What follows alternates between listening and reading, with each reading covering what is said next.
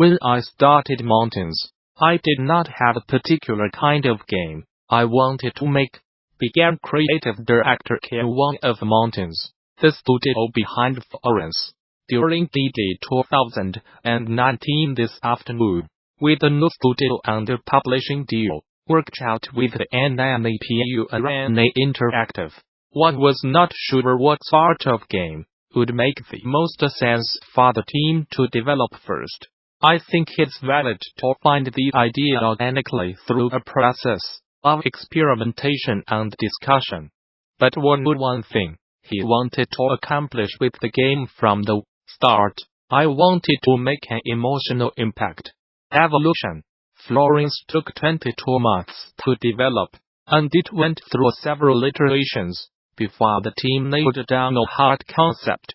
One meant only any early idea of having players move 3D jigsaw pieces around to solve puzzles that also serve as a metaphor for relationships. While that particular idea did not stick, something else did. What the team really honed in on was a relationship between two people. Wong said, the next 9 months were an uphill battle. He continued, 3D manipulation just was not going to work out. The third dimension was not adding anything to the storytelling. 2D graphics were clearer, and so the direction changed. We struggled on how to make a good chapter for Florence. We spent 2 or 3 weeks creating a chapter prototype, only to find out the emotion of the story would not come across.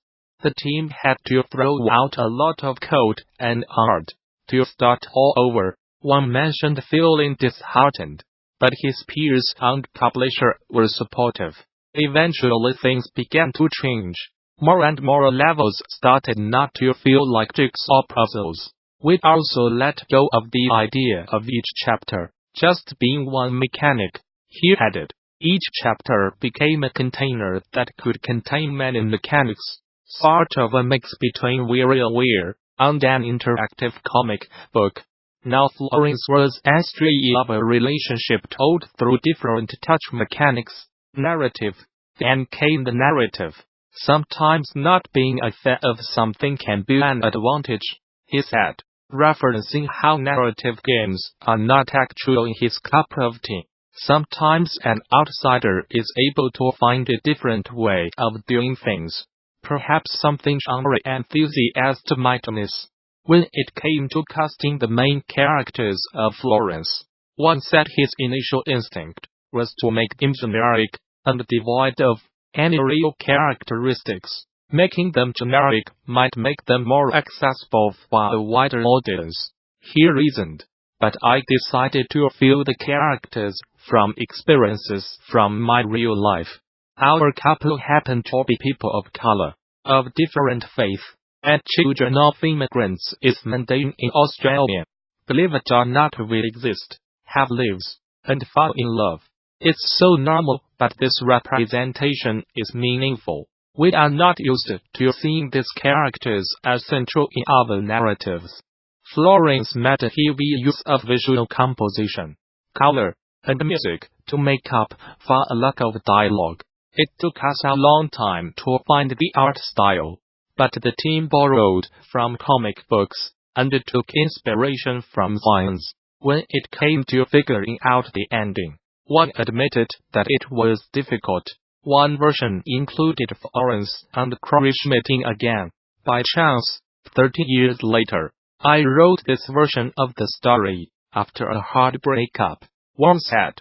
But it did not feel right. Florence felt like a real person to me, and I wanted the best for her. Her story should not end with a chance reunion with Krrish. It should not end with her meeting someone new either. It turns out, I needed to let go of this ending. It was so personal to me. This part of Florence's life needed to end. As it began, she needed to be by herself. Interaction design. One noted that traditionalist game designers might say gaming mechanics should be about challenge and skill or choice and agency, and should be at least a few hours long. That was not the idea for Florence. The mechanics in Florence were used to evoke a feeling or an idea. Use whatever mechanics feel right for the story. He went on to mention how the vignettes in the game were inspired by the works of Jiao Asia and Freeman. None of the mechanics in Florence are what you would call deep. In vignettes, it's about evoking a similar feeling. A lot of the small mechanics are metaphors for what's going on emotionally for the players. This is where the touchscreen can be very powerful. Revisiting mechanics were also a great way to show characters going through change. Lessons. I am very proud of what our little game has accomplished, Wong said. But according to him, Florence only did sort of okay. It made its money back and a little more, but not to the point where Mountains could fund new projects without some help. If your business plan is based around premium model, it's going to be tough. He added. Wong shared how Florence also inspired other developers to create games similarly as well, either through its art, mechanics, or narrative design. I do not feel possessive over any of the techniques or insights I have shared. If there's anything in Florence that impacted you, use these narrative techniques as much as you like. Shigeru Miyamoto shares his thoughts on Nintendo's current game development efforts.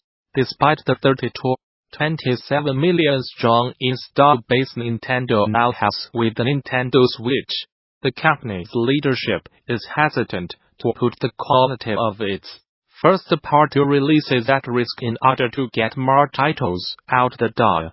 The topic of POD spending with the goal of bolstering the number of first-party Switch releases in the next few years was brought up during a recent investor Q&A, with the goal of supplying existing Switch owners with a steady stream of new games. In response, Nintendo's Shigeru Miyamoto points out that the company's third-party partnerships mean that we are working on a larger scale than what can be handled solely within the company in terms of managing software development. But even despite that, he says that any expansion of Nintendo's development scale must firmly maintain the Nintendo Made quality of the software. I know some people say we just need to hire more developers, says Miyamoto. We are not merely focused on increasing development staff, but we are focusing on nurturing more developers adequately within Nintendo. I want us to actively invest in the products we develop in order to maintain the quality we desire.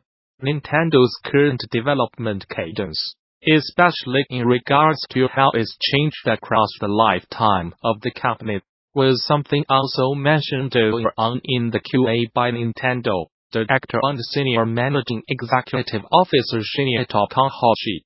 Compared to the NES era, there are a lot more developers, larger development teams, says Takahashi. Even so, development is being managed more systematically than before. So although it's true that the volume of software is increasing, there are more people involved in developing it. There are more development processes in place to bring it all together, and the development scale has expanded.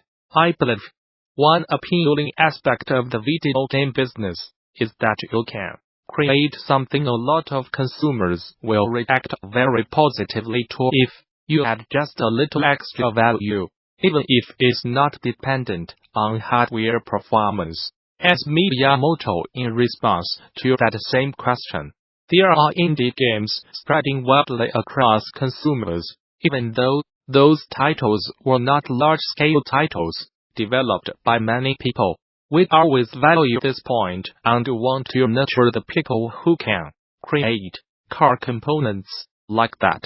And if we can continue to repeatedly refine the core components of play that those individuals create into the future, I think we will be able to continue creating Nintendo-like products. And I feel that those individuals are steadily growing at Nintendo. Speaking at the Game Developers Conference yesterday afternoon, developer behind Haunted Island, a frog detective named Grace Bruxner shared her process for writing jokes and subverting the film noire genre to create humor.